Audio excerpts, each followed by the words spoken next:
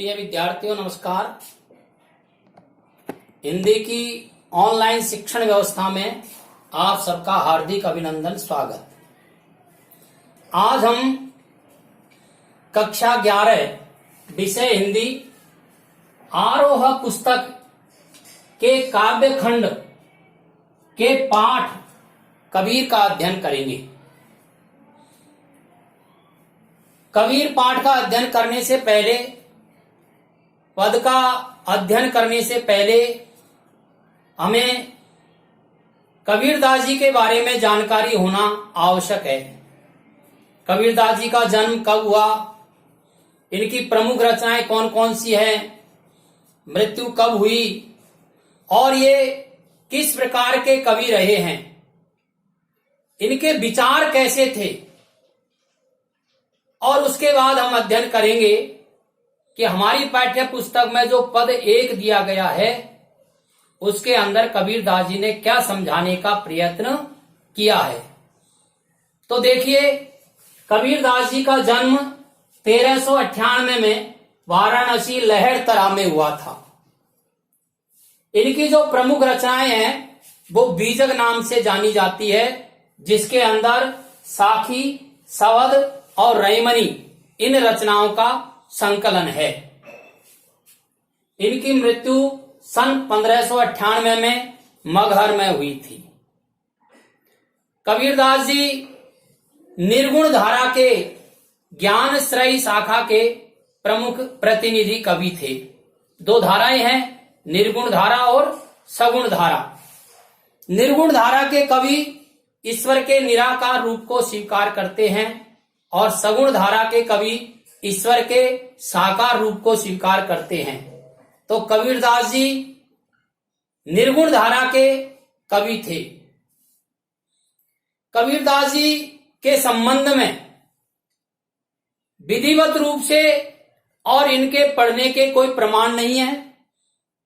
एक पंक्ति में और एक पद में कहा भी गया है, कागज मसी छुयो नहीं, कलम गही नहीं हाथ। इन्होंने कागज, स्याही और कलम को छुआ तक नहीं है।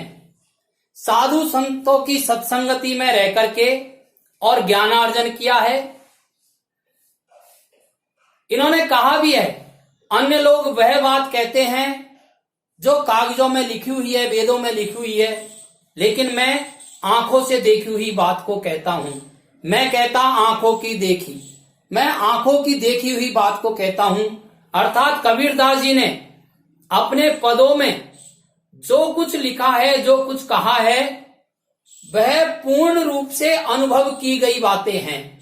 इन्होंने उन सबको अपने जीवन की कसौटी पर परख करके देखा है, उसके बाद और उन्होंने उनको वाणी या शब्द में प्रदान किए हैं।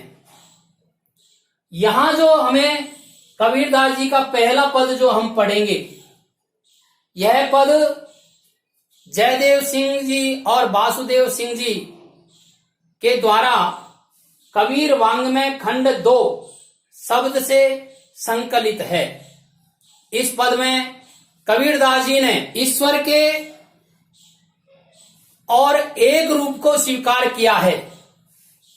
ईश्वर कण कण में व्याप्त है, चराचर जगत में उसकी सत्ता है और वह अद्वैत है। जिस प्रकार से और संसार के अंदर 5 तत्व एक एक हैं और उन 5 तत्वों के अंदर ईश्वर तत्व विद्यमान है, इसी प्रकार से और यह ईश्वर भी संसार के कण कण में व्याप्त है।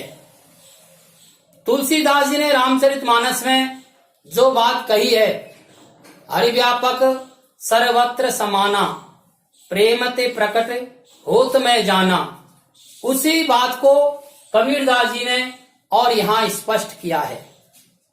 इस पद के अंदर ईश्वर के अद्वैत रूप, कण कण में ईश्वर की व्याप्तता और उसके ज्योति रूप के संबंध में कई उदाहरण देकर के और स्पष्ट किया गया है।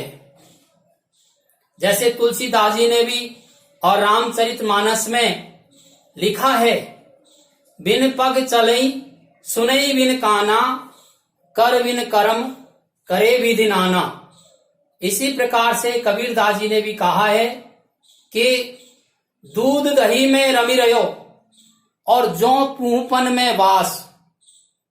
जिस प्रकार से दूध के अंदर दही रहता है, पुष्प के अंदर सुगंध रहती है, उसी प्रकार से यह ईश्वर इस सृष्टि के कण कण में विद्यमान है। उसको हम देख नहीं सकते, उसका केवल अनुभव कर सकते हैं। जैसे पुष्प के अंदर सुगंध रहती है, वह दिखाई नहीं देती है, वह अनुभव की जाती है। इसी प्रकार से ईश्वर का हम केवल अनुभव कर सकते हैं। उस ईश्वर को हम प्रेम से प्राप्त कर सकते हैं, भक्ति से प्राप्त कर सकते हैं, नाम जप से प्राप्त कर सकते हैं।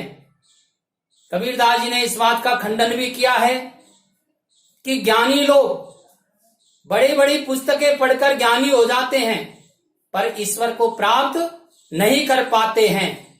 और जिन्होंने 2.5 अक्षर और प्रेम के पढ़ लिए हैं, उन्होंने ईश्वर को प्राप्त कर लिया है। इस पद को समझने के लिए और इसके अंदर कुछ कठिन शब्द आए हैं, वो आपको पहले समझने पड़ेंगे। हम तो एक एक करी जाना, करी मानी करके, जाना मानी पहचाना है।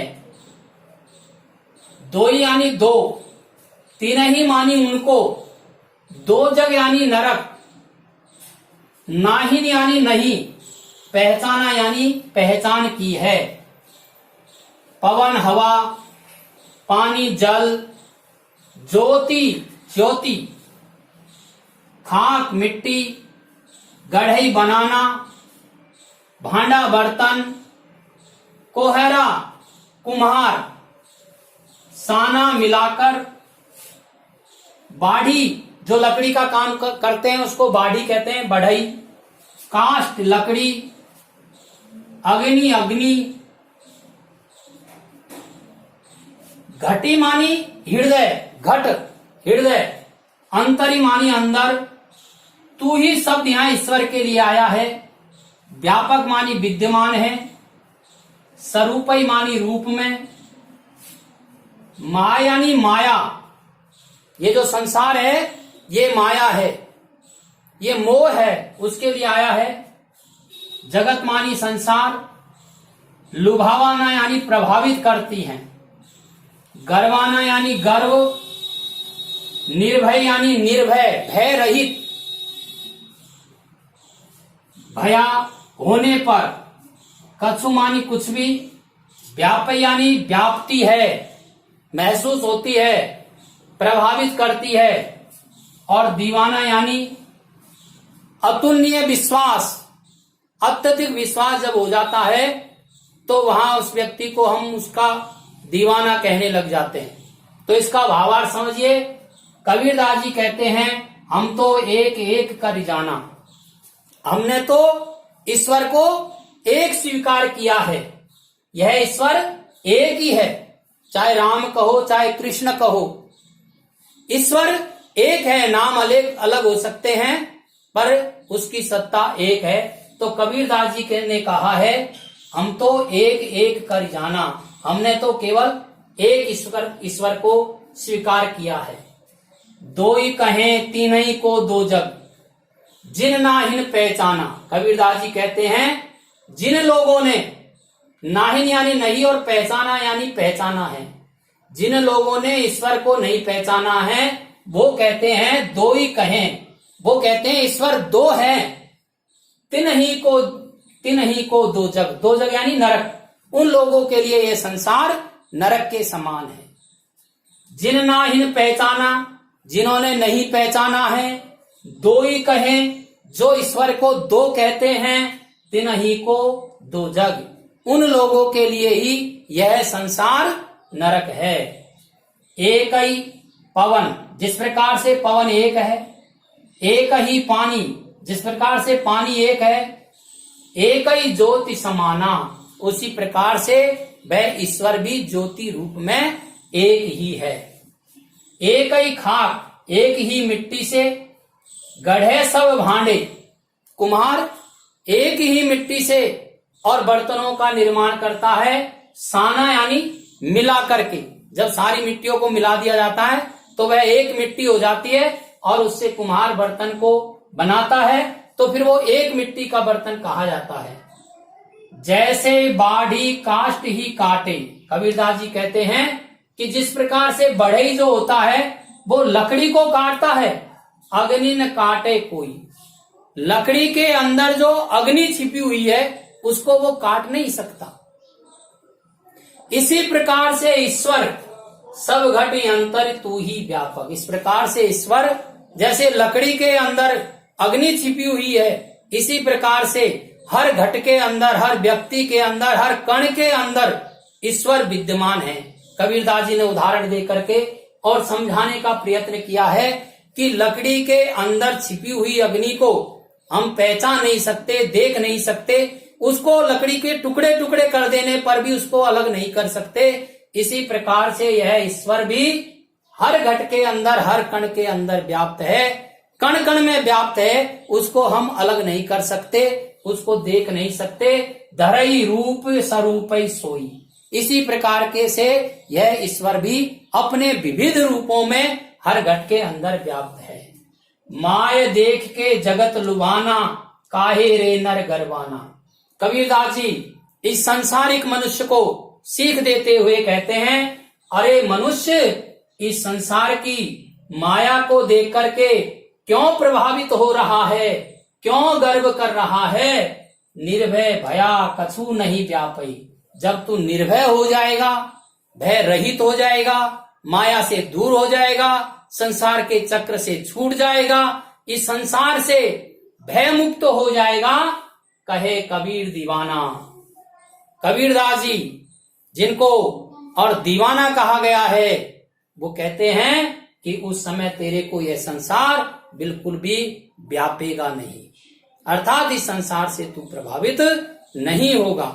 इस प्रकार से कबीरदास जी ने इस पद के अंदर ईश्वर की अद्वैतता, ईश्वर के एक रूपता और ईश्वर की सर्वव्यापकता को समझाते हुए उदाहरणों के माध्यम से इस संसारी मनुष्य को सीख देने का प्रयत्न किया है कि हे संसारी मनुष्य, तू सब संसार की इस माया मोह को छोड़कर निर्भय हो जा, तो तुझे यह संसार व्यापेगा नहीं, तो इस भवसागर से पार हो जाएगा।